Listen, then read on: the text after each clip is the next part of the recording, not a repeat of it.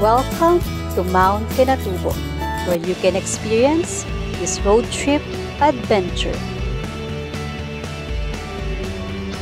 River crossing, and this beautiful nature.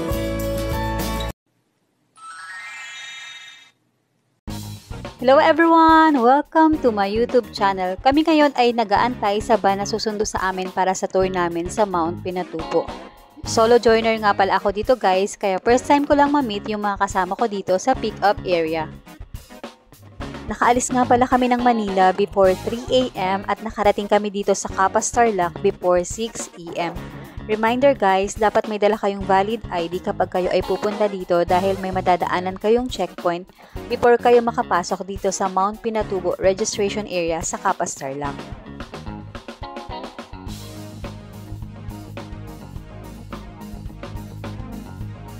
After ng registration, inaantay na lang namin yung vehicle na magdadala sa amin sa jump-off ng Mount Pinatubo.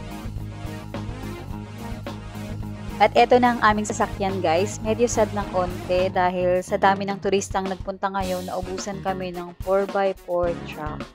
Oh no! Pero okay lang yan, everything happens for a reason. For now, join me guys as we start our journey to Mount Pinatubo.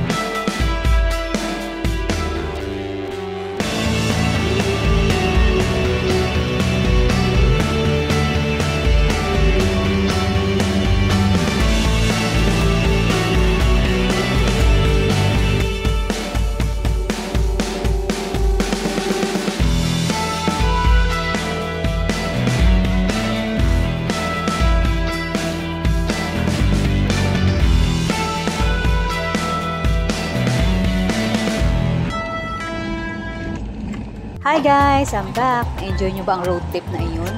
There's more pa later. For now, nandito kami sa tinatawag nilang Toblerone Hills. So, nag-stop over muna kami dito para sa photo ops. Ay, si girl alone. Okay guys, ito yung tinatawag nilang Toblerone Hills. O diba, mukha naman siyang Toblerone.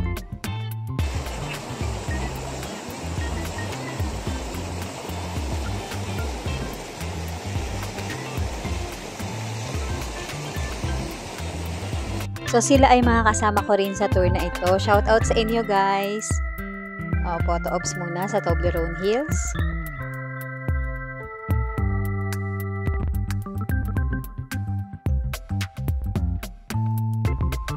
After photo op, pabalik na kami ngayon guys sa sasakyan for another 30 minutes ride to the jump off of Mount Pinatubo.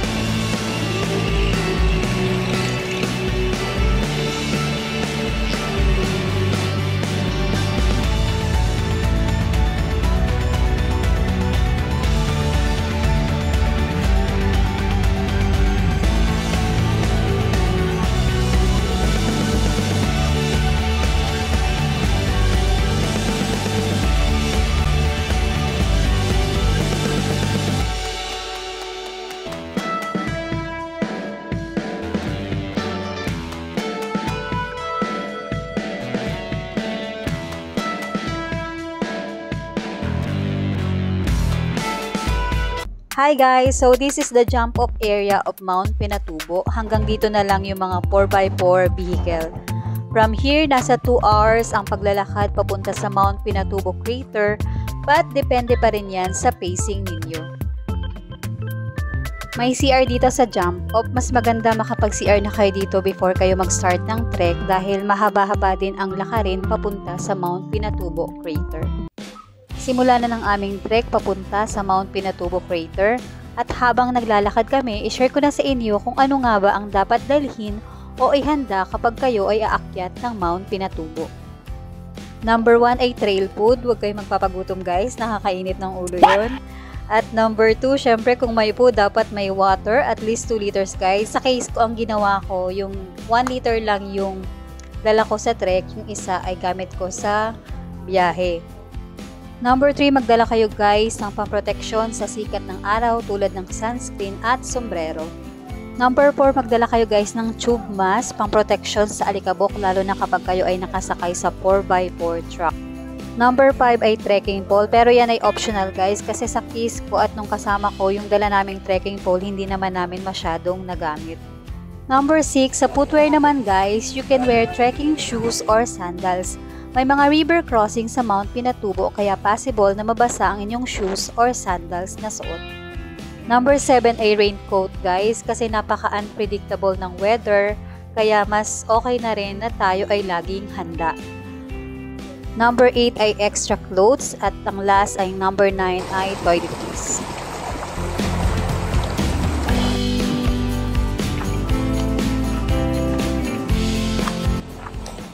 Igagano ko, tiniklop ko na nga pala.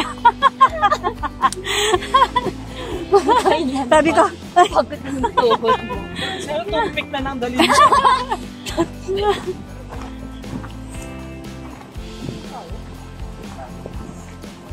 Masayaw na yung ano ko niya.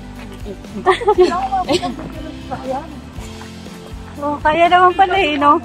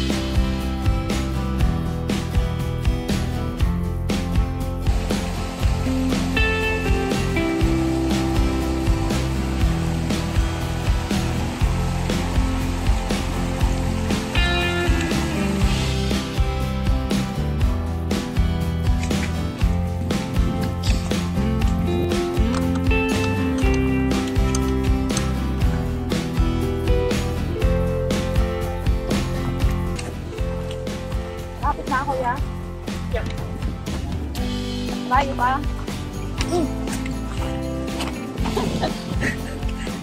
Lagay mo sa dulo ng shoes ko yan, ha?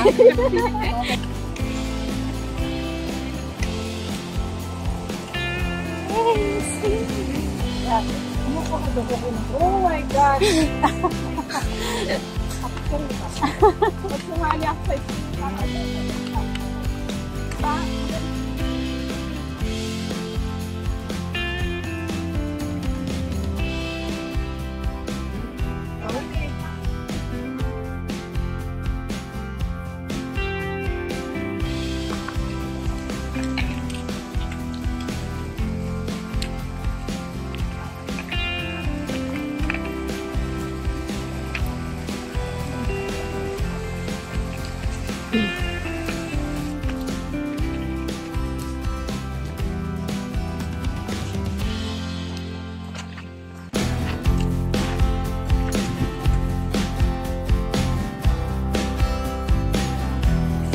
Makalipas ang halos 1 oras na tuloy-tuloy na paglalakad, nadaanan namin ang pila sa signage na ito. Medyo mahaba pero nakipila na rin kami para sa photo ops.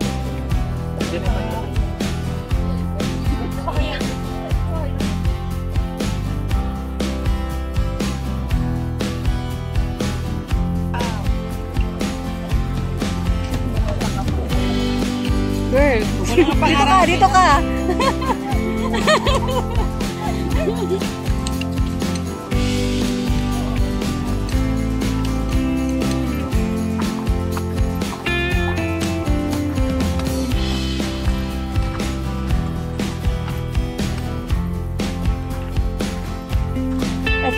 Sorry.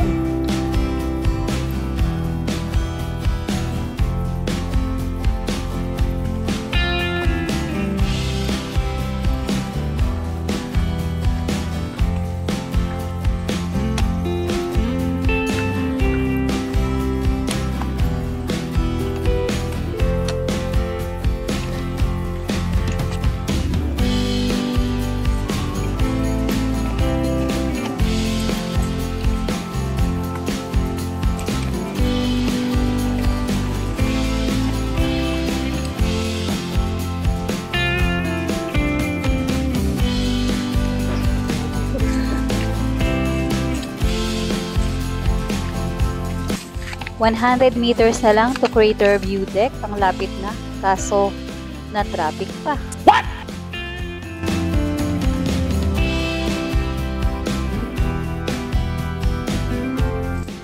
Pag nakita na ninyo guys, ang stairs na ito, ang ibig sabihin sobrang lapit na ninyo sa view deck. Wow!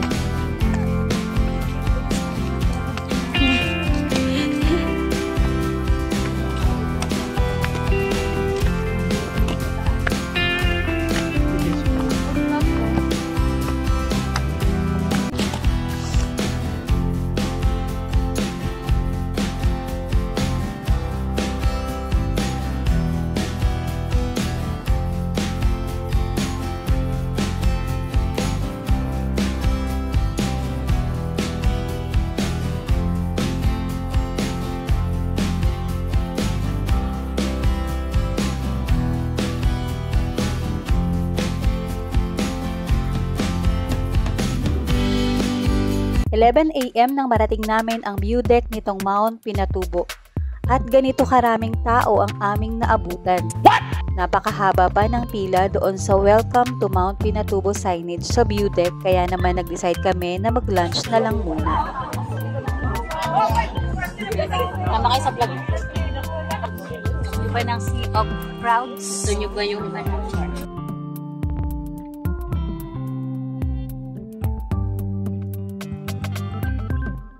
After naming kumain, napakahaba pa rin ang pila sa view deck, kaya nag-decide kami na bumaba na muna sa Crater Lake nitong Mount Pinatubo.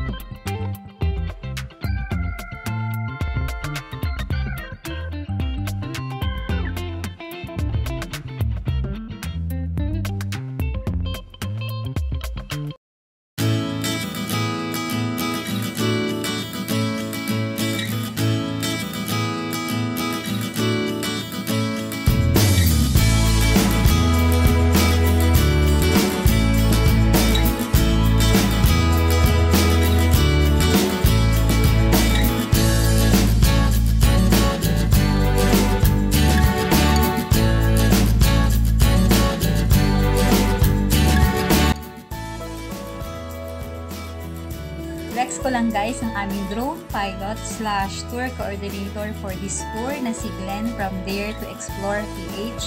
Thank you Sir Glenn sa lahat ng drone shots at sa uulitin. Ang link ng kanyang FB page ay ilalagay ko na lang sa description box if nais nang mag-inquire ng tour sa kanya.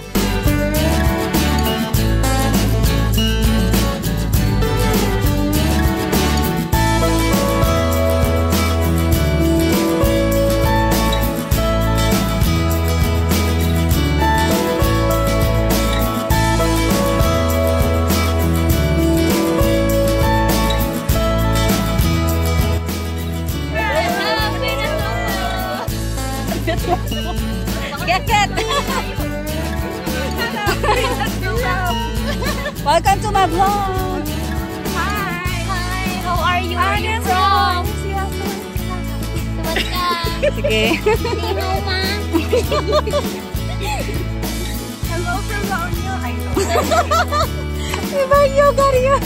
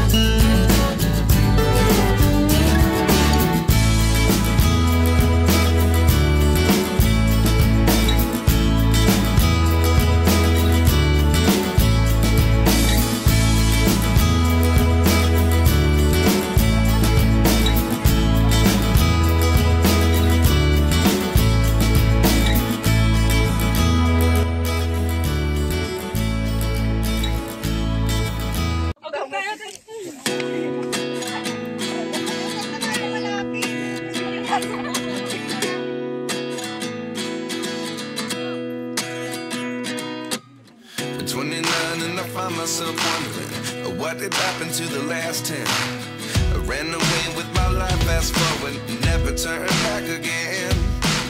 It's kind of funny that the more we pass time, the more we need to set them rewind.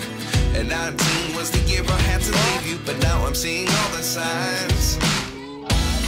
Is this really happening? I can't believe it's true. I'm just as surprised as you. Is this really happening? I can't be too sure, but one day I'll be yours again.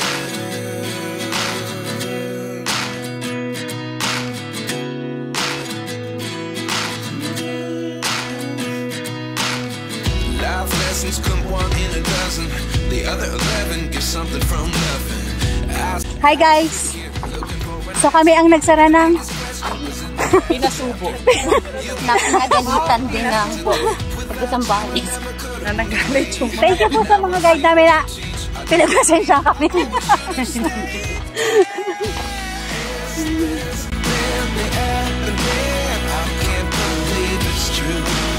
just as surprised as you. Is this really happening? I can't be too sure. One day I'll be yours again. One day I'll be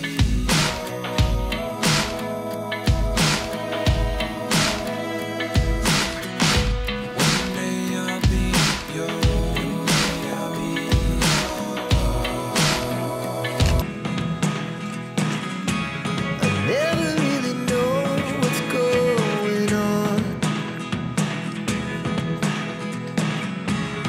Look at me sometimes like all you want to do is run.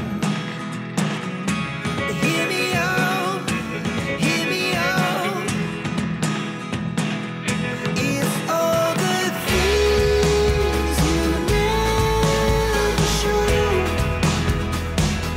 There are the things I want to know. At inabutan na kami ng ulan guys sa trail habang kami ay pabalik sa jump rope. Kaya reminder guys, don't forget to bring raincoat para lagi kang handa kapag may mga ganitong klaseng sitwasyon. But if you don't wanna tell me now, I guess I'll never know. Losing almost all my energy.